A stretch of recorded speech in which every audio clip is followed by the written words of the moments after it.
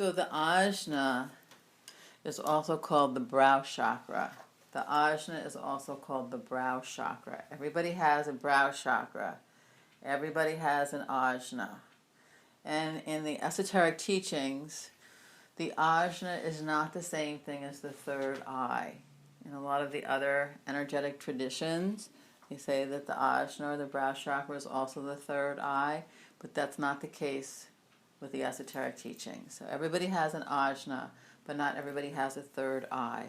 The third eye gets developed as a result of your spiritual orientation. You would look pretty funny if you were walking down the street and you didn't have an Ajna.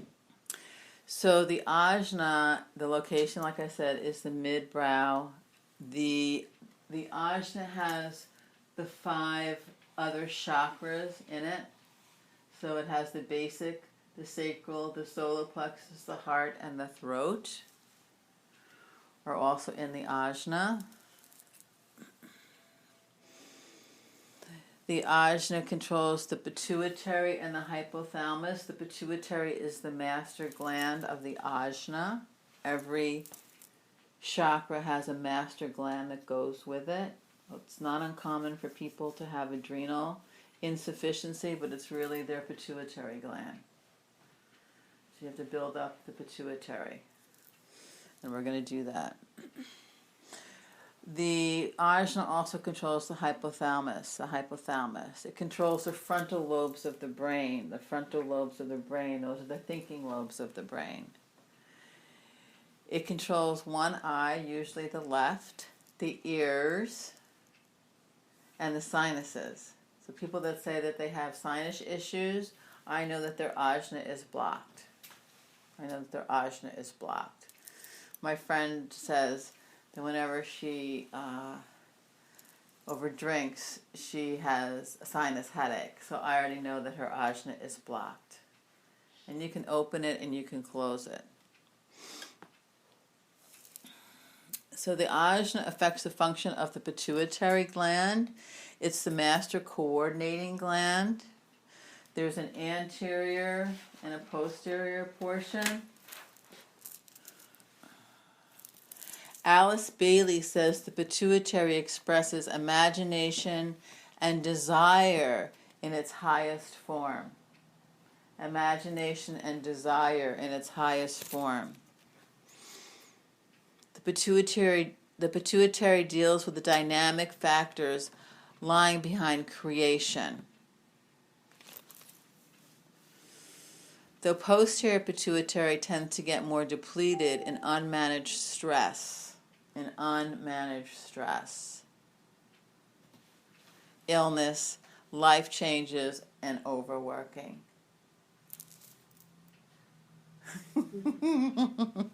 That would be me. So, the posterior pituitary tends to get more depleted with unmanaged stress, illness, life changes, and overworking. Anybody relate to that?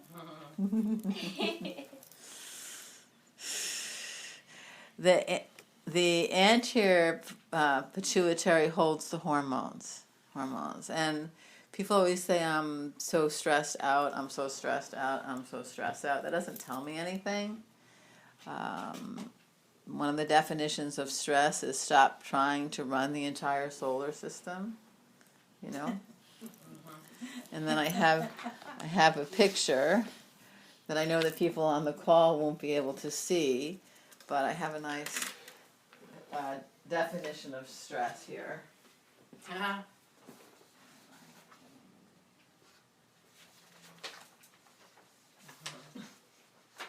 You have one. Oh, did I give you this? No.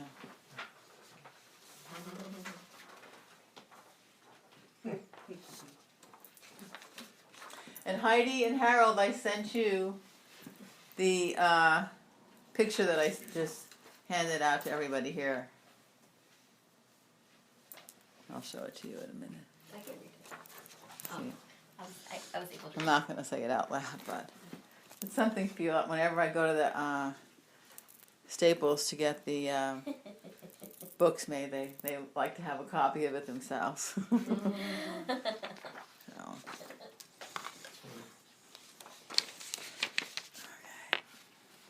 The ajna affects the hypothalamus. The hypothalamus is located above the pituitary. It's a coordinator between the endocrine system and the nervous system. The endocrine system and the nervous system.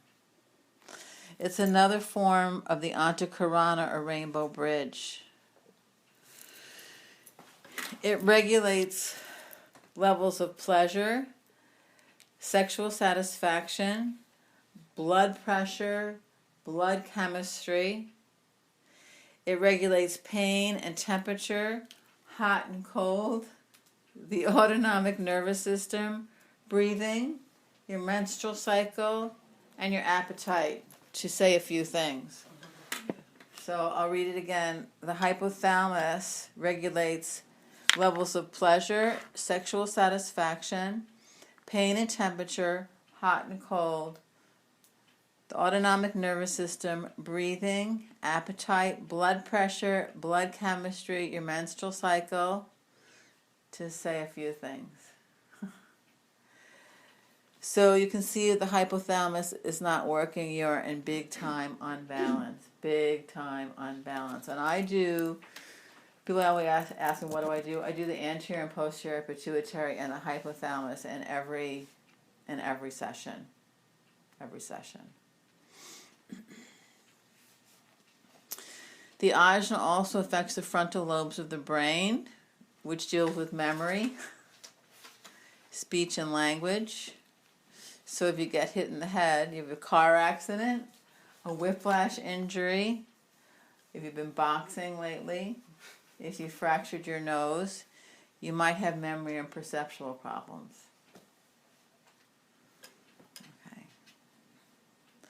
Also, when you have chemotherapy, it affects the frontal lobes of the brain. A lot of people say they have fuzzy thinking. They have chemo thinking, and so the frontal lobes of the brain are off. But that means that the ajna is off. The ajna is off.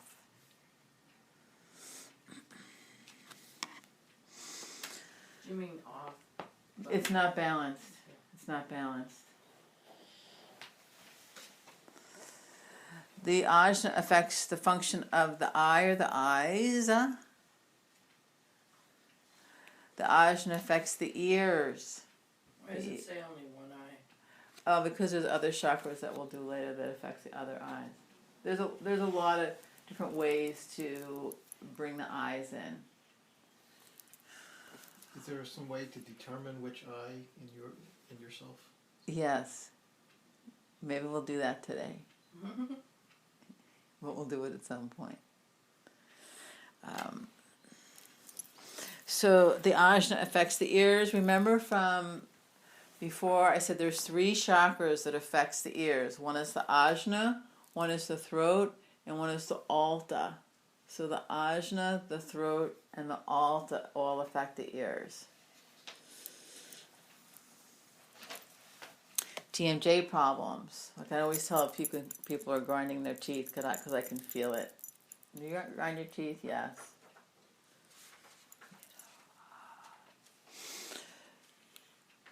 The ears are about the ability to hear on all levels, to listen or not, to listen or not. You know, I treat a lot of kids, and their parents complain a lot that they're not listening. And it's right there. They don't want to listen. They don't want to hear what's going on. Each time you do your meditation, you can ask the questions and see if you can hear a message. I have a friend that's she's deaf in one ear, but she's clairaudient, so she uses that to her advantage. As I said earlier, the ajna also affects the sinuses. And so many people today have sinus issues. So it's the ajna. It's the ajna. And sinuses can be irritation to one person, especially somebody close to you.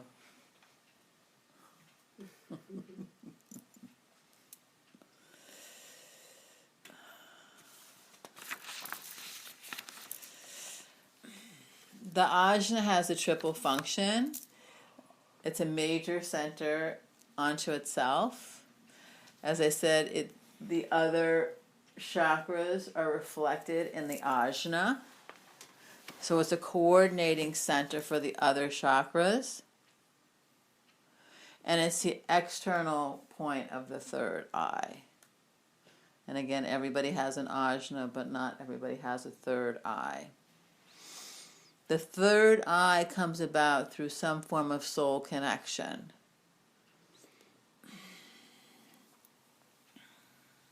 Wait, I'm sorry. So there are 7 chakras.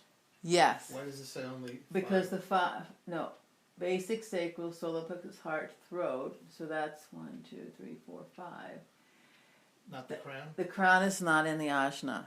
Ah. And the ajna is in the ajna, but the other 5 are there. And it's like at the bottom of the ajna is the basic, then the sacral, then the solar plexus, then the heart, then the throat.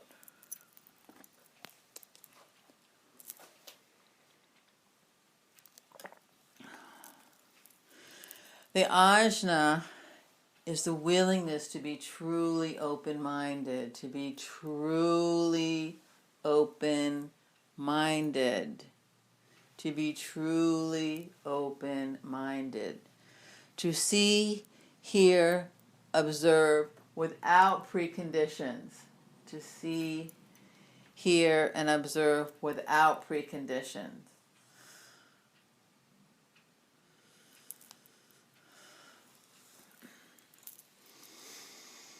And if you can do that, you're doing well.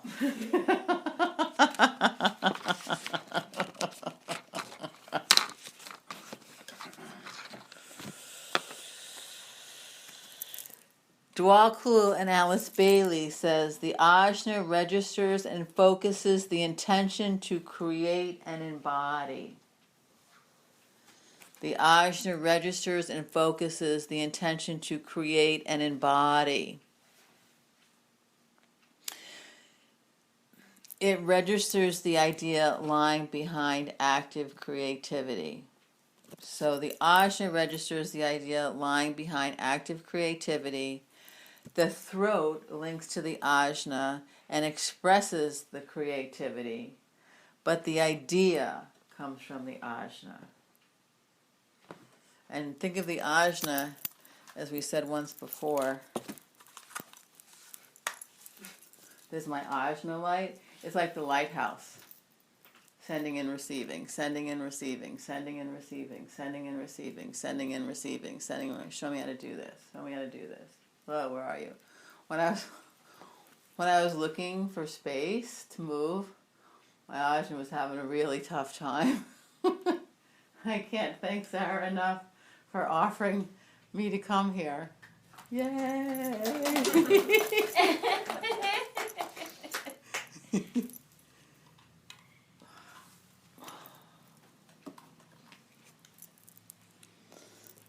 Okay, so remember the idea comes from the ajna. When people say, I got the idea from my gut, we want it to come from the ajna. Like when I decide to teach a class, I line in a tune and I'm like, show me how to do this. Show me how to do this. Okay.